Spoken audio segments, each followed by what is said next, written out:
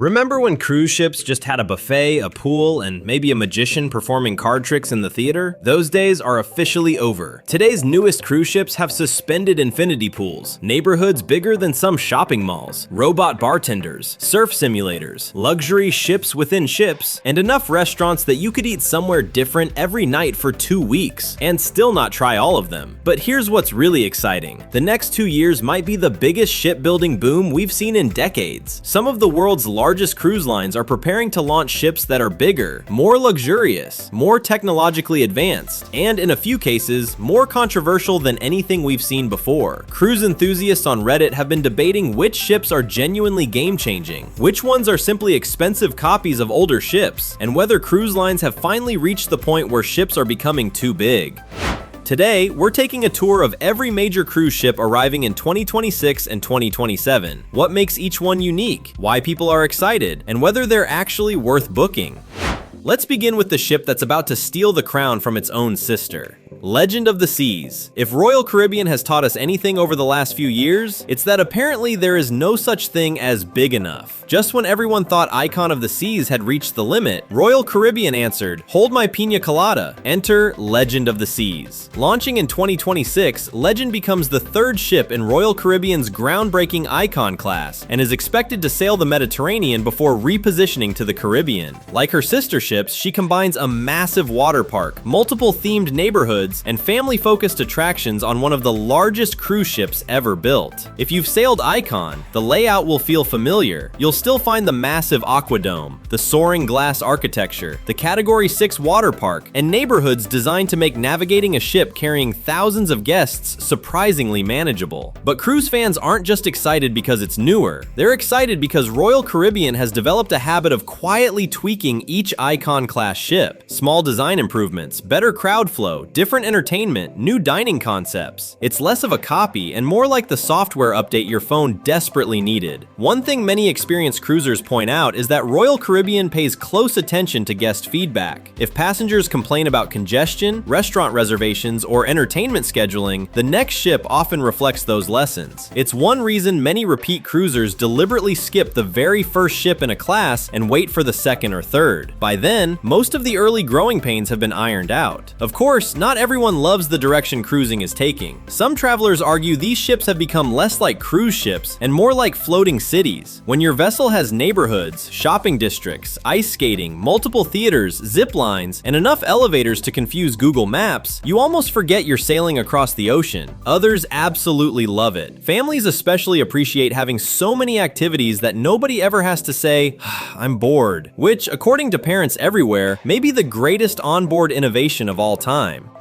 Norwegian Luna. Now let's switch gears. If Royal Caribbean's philosophy is, let's build the biggest playground at sea, Norwegian Cruise Line seems to ask a different question. What if we built a ship that feels modern without feeling overwhelming? That's exactly where Norwegian Luna comes in. Scheduled to debut in 2026, Luna continues Norwegian's Prima Plus evolution with a strong emphasis on spacious outdoor areas, upscale dining, and modern design rather than trying to pack every square foot with attractions. One thing Norwegian has consistently received praise for is making their newest ships feel relaxing. That's harder than it sounds. Many megaships are incredible, but they can also feel busy. There's always music, announcements, crowds, activity. Norwegian Luna appears to lean into the opposite experience. Wide promenades, ocean-facing lounges, large open decks, more places where you can simply sit with a drink and actually remember you're surrounded by the ocean. And for many experienced cruisers, that's exactly the point. Another feature attracting attention is Norwegian's continued investment in specialty dining. Food has become one of the biggest deciding factors when choosing a cruise. It's no longer enough to have a decent buffet. Passengers expect steakhouses, seafood restaurants, Italian trattorias, Asian fusion, craft cocktail bars, coffee houses, and dessert venues that somehow convince adults they absolutely need a second gelato before bedtime. If you've spent any time browsing cruise forums, you'll notice something interesting. People rarely argue about cabin sizes. They rarely debate the elevators, but ask which cruise line has the best food,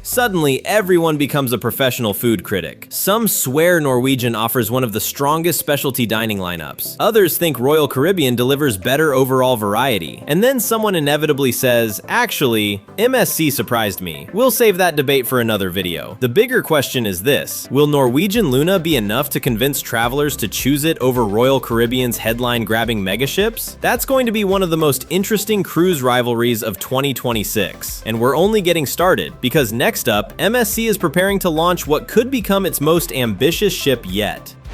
MSC World Asia. Now let's talk about the ship that's probably generating the most debate among cruise enthusiasts. MSC World Asia. At first glance, you might think, wait, didn't MSC just launch World Europa and World America? Exactly, and that's why World Asia is so interesting. Instead of reinventing the wheel, MSC is doubling down on a formula that has been wildly successful. World Asia will be the third ship in MSC's LNG-powered World Class, carrying nearly 6,800 guests, while introducing new Asian-inspired design elements and entertainment, even though her initial sailings are in the Mediterranean. Yes, the ship is called World Asia, but she's beginning her career in Europe. Cruise fans found that amusing. Think of it as ordering Hawaiian pizza in Italy. The name says one thing, the itinerary says another. If you've seen videos of MSC World Europa or World America, you'll recognize the basics. The spectacular World Promenade, massive LED displays, the iconic dry slide connecting decks, a long list of restaurants, and one of the largest yacht clubs ever built at sea. But here's what cruise veterans are watching most closely. Not the water slides, not the theaters, the food. MSC has made enormous improvements over the last several years. Ask someone who sailed MSC a decade ago, then ask someone who sailed World Europa last year. You might think they're describing two completely different cruise lines. That's because MSC has been quietly refining everything from buffet quality to specialty dining and entertainment. Of course, the internet still can't agree. Some cruisers absolutely love MSC's European atmosphere. Others say the line still has room to improve when it comes to consistency. That's probably the biggest compliment you can give MSC. People are no longer asking, should I avoid MSC? They're asking, is MSC actually becoming one of the best values in cruising? That's a very different conversation, and World Asia could be the ship that answers it.